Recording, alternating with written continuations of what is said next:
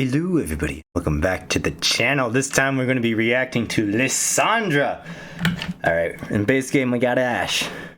In Rising Tides we got Sejuani. We missed the mark on Targon with Trundle. But hey, now we finally have the three queens of the Freljord. They're not queens, I know. I know they're not queens, but they're queens. You know what I mean. The three major faction leaders of the Freljord are now in Legends of Runeterra. I couldn't be more happy. Let's see the world in ice. A dark cloud looms. Oh god, the quality. Wait. There we go. That's a little better. 3 mana, 2/3. Tough. Wow, that's just good stat line. When I'm summoned, summon a frozen thrall. You've summoned 2 allies that cost 8. When I level up, create a watcher in hand. Interesting. Very I understand why she is tough. Tough because it's true ice and true ice armor. I get it. I get why she has tough. I'm still a little confused on the, oh my god. This music, though. Feel the power of true ice. Oh my god. We'll see that. Oh, ooh. Oh. 5 mana, 4/5. Oh, Dark Lorn Inquisitor. When I'm summoned, summon a Frozen Thrall. I guess that's the landmark. End of round. If the countdown of any of your frozen monsters is 4 or less, advance them to 0. Oh my god. Let's see it. Completely and without question. Those 3 right there, right? Oh. Secrets hidden by frost. Ages pass, but I am eternal. You are eternal. Oh my gosh. Okay. Your nexus is tough. When I'm summoned, summon a frozen thrall. Round start, create a fleeting cost ice shard in hand.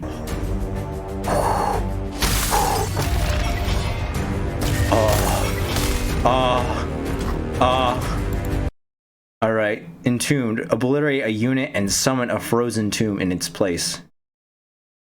Wait, this is just a weaker hourglass.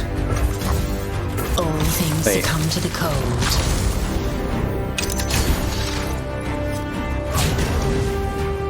Oh, except it's 2. Frost gathers.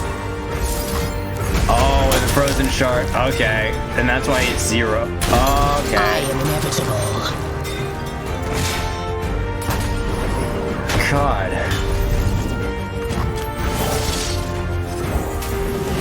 And then you could obliterate the landmarks. Survive the icy landscape to obliterate your opponent's deck. I cost 0 if you summon 4 allies that cost 8+ this game. Attack. Obliterate enemy deck.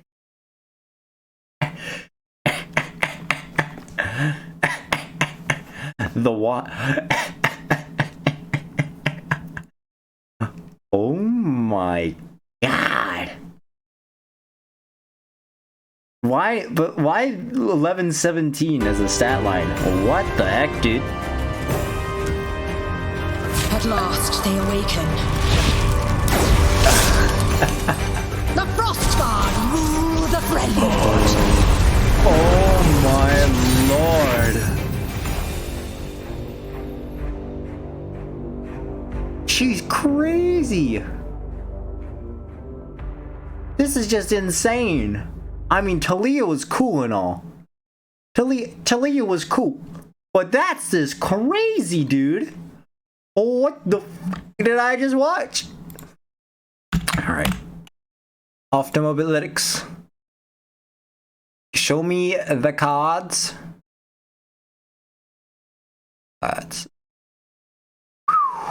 Alright. Lissandra. this alone, your Nexus is tough, is, I think, really cool. This is really cool. Like seriously. It's crazy. All right, so you summon 2+ allies that cost 8. When I level up, create a Watcher in hand. If you summon 4+ allies that cost 8 this game, I cost 0. Okay, so you need to summon 8 costs in order, like more than 4 8 costs, in order to get the Watcher out on the field, which doesn't actually look that hard given this. But let's see. Get a and the Watcher's a token. So Lissandra is really similar to Maokai in a sense. It doesn't. Okay, to be fair, it doesn't provide you that challenger, but it's also one less. It's 2 mana, 2 mana. No, it's 3 mana, 2/3. I don't know what I was thinking. I was thinking something else. She's a 3 mana, 2/3, so 1 less mana than Maokai. In a region that has Frostbite, which so good stall tools already. When she levels up after getting the 8 costs, when you summon 8 cost allies, which it looks like you have ways to cheat those out, then so that's good. You get this amazing thing that obliterates the opponent's decks. So unless they have a way to shuffle things into their deck, they'll die right then. She also gets a spell round start. Which one? Ice Shard. That deals 1 damage to everything, and it costs 0. That's pretty good. That's pretty good. And with her being tough, and then you putting tough on the Nexus, that means that the fleeting one, doesn't do much damage to your own. It doesn't do any damage to your own Nexus, but it chips away at your opponent. So in that way, it's like an Anivia, but you don't have to attack, which is nice. And then just getting the Watcher is just crazy on its own. Then we have Lissandra's Entombed. Obliterate a unit and summon a Frozen Tomb in its place. Create Lissandra in your deck. Countdown 2. Summon an exact copy of the... Okay, so this is basically an hourglass that you can apply on your opponent. And you can combo this with landmark removal. Oh, that's can you, with the hourglass, obliterate an ally? It's specifically an ally. Specifically, so you pay 3 more mana to be able to target the enemy, and it's a countdown of 2 instead of a countdown of 1, I believe. Yes, so it's very comparable to Hourglass, though this has a lot more interesting interactions because you can use it since it's fast speed. You can use it on an enemy. You can use it in response to like maybe a single combat or concerted strike or things like that. You can use this as a way to either prevent removal on on Lissandra herself, or you would get a Frozen Thrall again once you resummoned her, which is actually kind of funny. Or you can use it in response to like maybe a super buffed up unit, and then combo it with landmark removal. Just comboing it with this card, Desert Naturalist. You Lissandra Entomb a really strong enemy, and then you Desert Naturalist it and destroy it. Big deal. Big deal. Alright. And then we have, obviously, the Entomb version, so you can main deck it. We have the Frozen Thrall, the 1 mana landmark. I like the 1 mana landmarks, I'm not gonna lie. I something tells me I'm just gonna play Talia Lissandra when this expansion comes out, because it looks kind of fun, I'm not gonna lie. So countdown 8, summon a Frost Thrall. And this is the Frostguard Thrall. All right, 8 mana, 8/8, so helps with the level up. Makes sense. And then of course, this also counts towards 8 mana plays that you play. So actually, Lissandra could be actually really good with Trundle. Now that I think about it, Trundle for 5 mana gives you an 8 mana play that then refreshes itself. So then you could make 2 8 mana plays on the same turn, which greatly benefits Lissandra if you're trying to instantly level her up in one turn without having to deal with Frozen Thrall. But you're likely to get the Frozen Thrall naturally anyway. And the fact that Frozen Thrall has Overwhelm is really good. It means that she alone spawns a landmark token. That's not even a token. She just summons a landmark that allows you to get a win con out of it.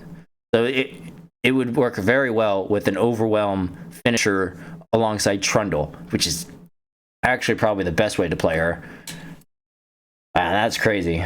Ice Shard, I'm not gonna lie, this effect is it's basically Katarina's blades, except 1 more mana and doesn't have to be used in combat. The fact that you don't have to use this in combat is huge. That's what kind of destroyed Katarina's champ card. Honestly, they should just change Katarina's champ card, to be honest. It should be Blade's Edge, let's be honest. But hey, it is what it is. Dealing 1 to everything. So basically, you spend 3 mana of spell mana to get an effect of the Cinder Maiden, or whatever her name is. I've forgotten. Without the body. I think it's weaker than, obviously, the Maiden, the Cinder Maiden, or whatever her name is. I don't have her name on the top of my head. I think it's weaker than that, but the fact that is you can use it in response to a wide attack is actually pretty good. So in that sense, this card sees a lot more value against aggro, which is something of a weakness that I can see in this archetype. So in that case, you might just run it anyways. Dark Lorn Inquisitor, oh my god. Slightly understated with the 4 attack.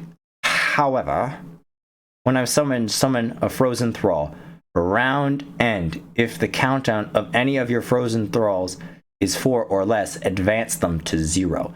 So you get a landmark from this card that will eventually turn into a win con. And then it accelerates the win cons that you already have placed on the field. This is key to her archetype. Very key card. This is probably the best card to pair up with Lissandra. This is a wonderful card. And it's epic, so you would think it would be bad. That's the joke. Epics are actually bad. But no, this is actually good. This is actually really, really good. I love it. I love this. And I love the design. Man, the art looks awesome. Then we have Blighted Raven. A 4 mana landmark. When I'm summoned, heal your Nexus 4. Countdown. Deal 2 to everything. Hold up. This is actually really good. I think. This is really good against some of those elusive combo decks. And so basically, what this is heal 2, deal 2 to everything. That's basically what it is. Your Nexus will heal by 2 and deal while also dealing 2 to everything else. And the fact that the healing is a summoning effect is very important, because the kind of scenario where you would want to play this, you're probably low on health and you're on the attack token and you're afraid of an open attack. So you play this, you heal 4, and then you prevent the open attack with the deal 2 damage to everything. That's a powerful concept in itself. And it's stronger than Ember Maiden for that reason, because it heals your Nexus. A lot of times with Ember Maiden, I remember the name now, Ember Maiden. Took me long enough.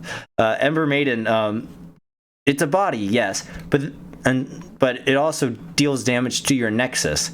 And so, just like Ice Shard will do, but it's more controllable with Ice Shard. Ember Maiden, it's guaranteed to deal 2 damage to your Nexus.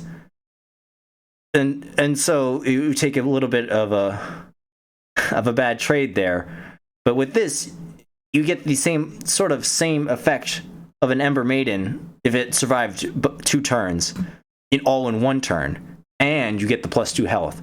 Though I will say, since it's not a body, you can't block with it. So this is way stronger on when you have the attack token, and specifically when you have the attack token and you don't like their open attack.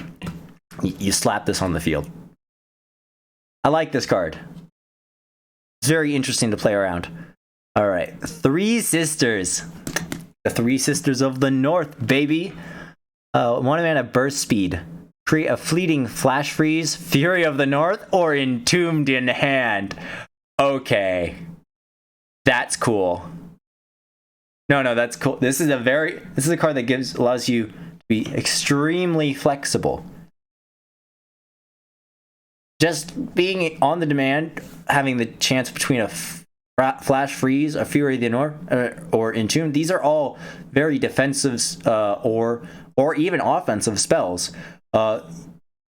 You could run this card in order to better guarantee getting good answers to something. Like maybe you don't have enough room in your deck to fit all 3 or 2 or all 3 of these. You can at least run this to have the flexibility and consistency for that removal, with only paying one more mana for it.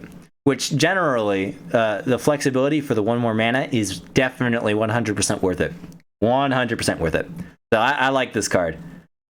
More of these cards, please. Please. All right. 5 mana burst speed, cold resistance. Get an empty mana gem and grant an ally +2 health. Okay, this is best compared to Catalyst of Aeon. And in some scenarios, I think this is actually better Catalyst. The best I can think of is Trundle. Trundle likes having a lot of health since he has regen. And Lissandra herself likes it because she has tough. You see, these defensive keywords benefit from the more health that you have. It means you're way more survivable and can stand way more trades. So, in that sense, cold resistance allows you to keep a blocker on the field against more mid-range and aggro concepts, while also ramping up. So yeah, I see a lot of I almost see the connection between Lissandra and Trundle right now. I just see it in my mind. It's a really good combination between the two, and I'm excited for that. I am so excited for that. I might try Lissandra and Talia as well. That might be an interesting concept with just how the landmark synergy that she has here. But we'll see. And I'm excited. With that being said, I hope you all enjoyed this reaction of mine, and I hope you all will have a great day. Bye-bye.